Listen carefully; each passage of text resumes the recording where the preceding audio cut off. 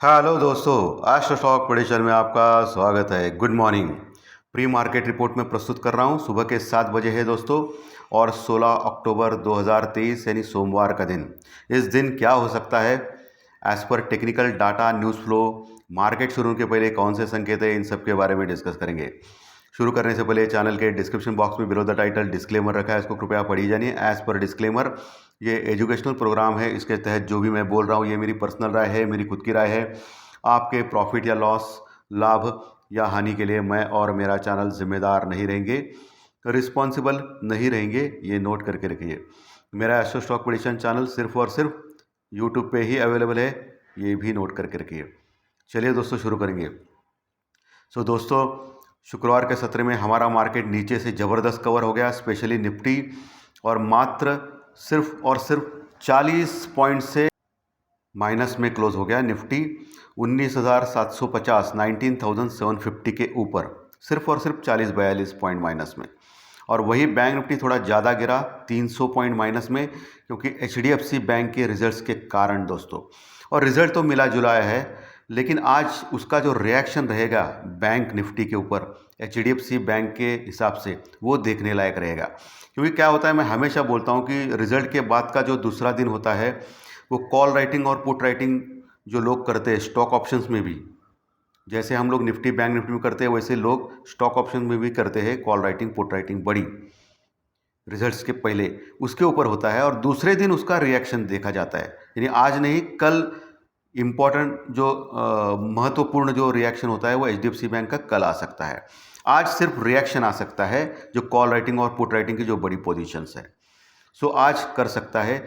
और फॉर्चुनेटली अभी जो डाउ फ्यूचर है वो 50 पॉइंट प्लस में है, अच्छी बात है। और हमारा जो गिफ्ट निफ्टी है सिर्फ और सिर्फ 10 पॉइंट माइनस में चल रहा है, यानी फ्लैटिश टाइप चल रहा है। वैसे शुक्रवार के सत्र में अमेरिकन मार्केट लगभग 40 पॉइंट प्लस में क्लोज हो गए थे, यानी फ्लैटिश टाइप क्लोज हो गए थे। लेकिन सबसे बड़ी खबर क्रूड ऑयल के फ्रंट पे है दोस्तों। क्रूड ऑयल लगभग 6% बढ़ा है दोस्तों। इतनी ज़बरदस्त बढ़त पिछले कई सालों के बाद आई है। बहुत बड़ा लेवल पे क्रूड ऑयल बढ़ा है, 6% एक ही दिन में। और जो $84 था क्रूड ऑयल पर बैरल, वो अभी $90 पर बैरल आ गया दोस्तों।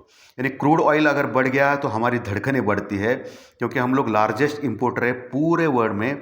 क्योंकि हमको तेल, कच्चा तेल ज़्यादा लगता है, क्योंकि हमारी आबादी भी ज़्यादा है और हमको हर दिन खरीदना पड़ता है इंडिया को। क्रूड ऑयल का रेट बढ़ना हमारे लिए डायरेक्टली इम्पैक्ट करेगा हमारी इकोनॉमी के ऊपर। ये तो बात खराब है, इसमें कोई दो राय नहीं है। उसके ऊपर ओएनजीसी और रिलायंस रिएक्ट कर सकते हैं। ओएनजीसी पॉजिटिव रिएक्ट कर सकता है और रिलायंस भी ठीक ठाक रिएक्ट कर सकता है, तो ये अच्छी बात है। बाकी डाउ फ्यूचर अभी अच्छे बड़े हैं, लेकिन एशियन मार्केट में जापान का मार्केट 500 पॉइंट डाउन है दोस्तों।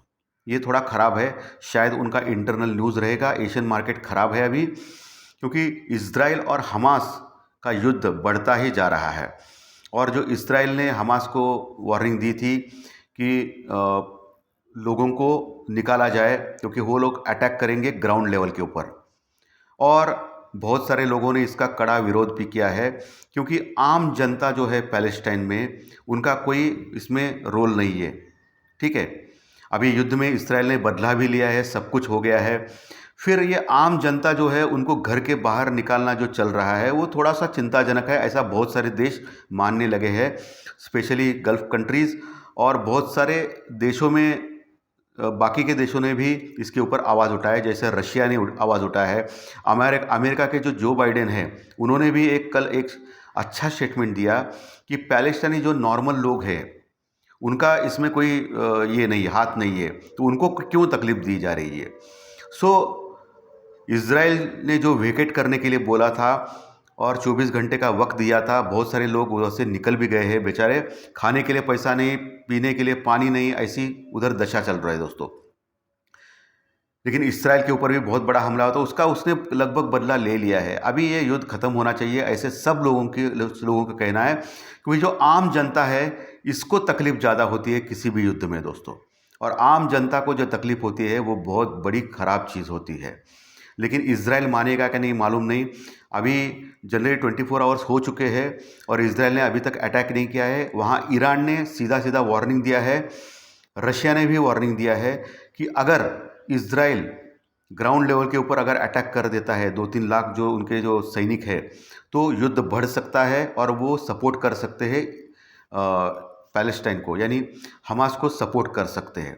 सो एक चिंता का माहौल है, इसी चलते हुए क्रूड ऑयल में छलांग लगाई थी दोस्तों।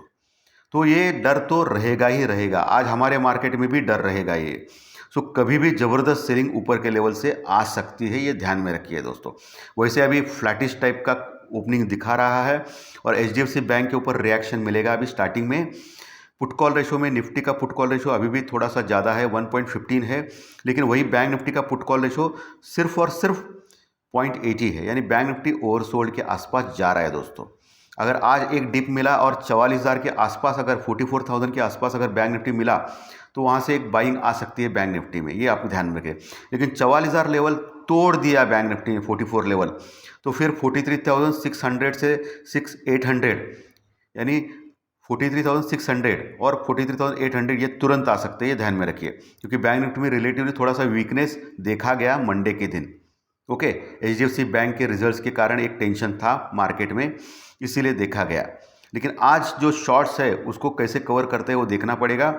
और एक इंटरेस्टिंग बात शुक्रवार के सत्र में होगी कि एफआई पिछले कई दिनों के बाद पहली बार कैश में उन्होंने बाइंग की है। जी हाँ, आपने सही सुना, एफआई ने फ्राइडे के सत्र में बाइंग की है 300 करोड़ की, सिर्फ और सिर्फ 300 करोड़ की बाइंग की है। लेकिन अभी तक वो सेल में उतरा था, 1,000 करोड़, 1,500 करोड़, 2,000, 4,000 करोड़ ऐसा सेलिंग चल रही थी कैश में। लेकिन पहली बार क्या हो गया, बहुत दिनों के बाद, पहली बार तो नहीं लेकिन बहुत दिनों के बाद 300 करोड़ की बाइंग की एफआई ने, और डीआई ने सिर्फ और सिर्फ 100 करोड़ की सेलिंग की है। डीआई ने सेलिंग की है, ये भी एक अजीब बात है, लेकिन सिर्फ 100 करोड़ की सेलिंग की है, यानी फिगर इतना कुछ बड़ा नहीं है दोस्तों। लेकिन ज़बरदस्त जो शॉर्ट कवरिंग हो गई शुक्रवार के सत्र में, वो मुझे लगता है कि एफआई के कारण हो गई थी। एफआई ने बहुत सारे शॉर्ट्स उसके अनवाइंड किए थे, तो इसके ऊपर भी आपको देखना पड़ेगा। इंडिया विक्स भी फ्लैटिश टाइप क्लोज हो गया था शुक्रवार के सत्र में, इतना कुछ खास मूवमेंट नहीं था। तो अभी क्या रिएक्शन दे सकता है मार्केट, ये सबसे इंपॉर्टेंट चीज़ है सोमवार के सत्र में। ओके, क्योंकि इजराइल और हमास का युद्ध का तो खतरा बढ़ते ही जा रहा है, कुछ भी हो सकता है उसमें। सो रिएक्शन तो मार्केट में हो सकता है दोस्तों। सो आपको प्रॉपर स्टॉप लॉस या प्रॉपर हेजिंग से काम करके चलना पड़ेगा, दूसरा कोई इलाज नहीं है, उपाय नहीं है दोस्तों। ठीक है, कुछ भी हो सकता है। सो निफ्टी में जो लेवल्स है 19,750 के ऊपर क्लोज हो गया था। नीचे 19,700 का एक मजबूत सपोर्ट है, जहां पुट राइटिंग हो गई थी शुक्रवार के सत्र में। सो 19,700 एक अच्छा सपोर्ट करेगा। 19,680 के नीचे गया निफ्टी, तो 19,650, 19,650 पहला लेवल, उसके नीचे गया तो 19,600 दूसरा लेवल। और मोटा मोटी मैं मान रहा हूँ कि 19,600 के नीचे नहीं जाएगा। लेकिन इसराइल और हमास का युद्ध अगर ज़्यादा बढ़ गया तो फिर 19,500 तक के रास्ते आ सकते हैं निफ्टी में, 19,500, 550 के लेवल आ सकते हैं, जहां मजबूत सपोर्ट है निफ्टी में दोस्तों। सपोर्ट के नीचे गया तो आप पुट ले सकते हो दूसरे लेवल के लिए। अगर सपोर्ट के ऊपर अगर टिक गया तो फिर आप बाय कर सकते हो निफ्टी का कॉल स्टॉप लॉस के साथ। जो भी करना है स्टॉप लॉस के साथ करें या प्रॉपर हेजिंग से करें। ऊपर के लेवल अगर ऊपर गया निफ्टी तो 19,800, 820 ये पहला रेजिस्टेंस वर्कआउट रहेगा, क्योंकि 19,800 यानी 19,800 के ऊपर अच्छी कॉल रेटिंग हो गई है शुक्रवार के सत्र में। यानी 19,800 से लेकर 850 ये लेवल बहुत बड़ा रेजिस्टेंस वर्कआउट है दोस्तों। जब तक 19,850 के ऊपर टिकता नहीं निफ्टी 15-20 मिनट, तब तक ऊपर जाने का सवाल ही नहीं आता है। और अभी तो युद्ध की घटना चल रही है। सो 19,850 के ऊपर अगर निकल गया तो ही शॉर्ट कवरिंग रैली हो सकती है, नहीं तो 19,800, 850 के पास गया तो फिर सेल ऑन राइज का मार्केट है, यानी ऊपर से फिर फिसल सकता है। एक्चुअली सेल ऑन राइज नहीं होना चाहिए, स्ट्रॉन्ग सपोर्ट चार्ट है, बट अभी युद्ध की जो न्यूज़ फ्लो के ऊपर भी देखना पड़ता है दोस्तों। तो इसके ऊपर भी आपको ध्यान रखना है। ऊपर से आप पुट ले सकते हो स्टॉप लॉस के साथ। वही बैंक निफ्टी मैंने नीचे के लेवल बोले हैं 44,000, 43,800, 43,600। ऊपर अगर जाता है ओके तो आपको 43,350 ये पहला रेजिस्टेंस वर्कआउट रहेगा, हल्का सा 44,350 सॉरी 44,350 ये पहला रेजिस्टेंस वर्कआउट रहेगा। उसके ऊपर टिकता है तो 44,500, 550 बैंक निफ्टी में दूसरा रेजिस्टेंस रहेगा। 44,500, 550 ये दूसरा रेजिस्टेंस वर्कआउट रहेगा।